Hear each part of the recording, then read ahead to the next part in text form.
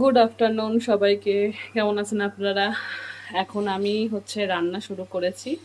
রান্না করব আজকে আম পোড়া চিকেন। অনেকদিন নিরামিষ কাটলো, এরপরে একটু মাছ মাংস ফেরার পালা। এখানে আম পোড়া চিকেনের জন্য চিকেনটাকে সব মাখিয়ে রেখেছি।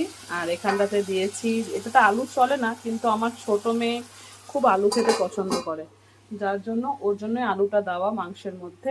আর এখানটাতে আমি মাখিয়ে রেখেছি মাংস লবণ দিয়ে, আর আদা বাটা, রসুন বাটা, রসুনটাকে পুড়িয়েছি আর আমটাকে পুড়িয়েছি। আম আর রসুনকে পুড়িয়ে এখানটাতে সেটাকে পেস্ট করেছি, পেস্ট করে এখানটাতে মাখিয়ে রেখেছি। আর আদাটা নরমাল কাঁচাই ছিল। ব্যাস, এবার তেলের মধ্যে দিয়েছি আলু, পেঁয়াজ আর টমেটো। আর এইটা ভাজবো, ফ্রাই করবো, দিয়ে একটু জিরে, হলুদ গুঁড়ো, জিরে গুঁড়ো, ধনে গুঁড়ো, লঙ্কা গুঁড়ো দিয়ে যেমন রান্না করেন তেমন, শুধু 10 মিনিট পারলে আপনারা আমটা দিয়ে ম্যারিনেট করে রেখে দিবেন।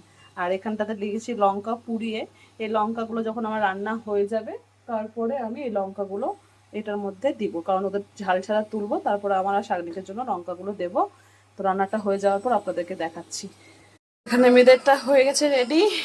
আর এখানটাতে আমাদেরটা হচ্ছে, একটু জল দিয়েছি, যেহেতু মিস্টার ঝায়ের তো প্রচুর ঝোল লাগে ভাতে। আমি কোনো কষা কষা কিছু করতে পারি না ভাতের সাথে, ভাত বলুন রুটি বলুন সবটাতে ওর ঝোল লাগে। তবে এখানে মেয়েদেরটা রেডি, শুনুন খাওয়া দাওয়া করা যাক।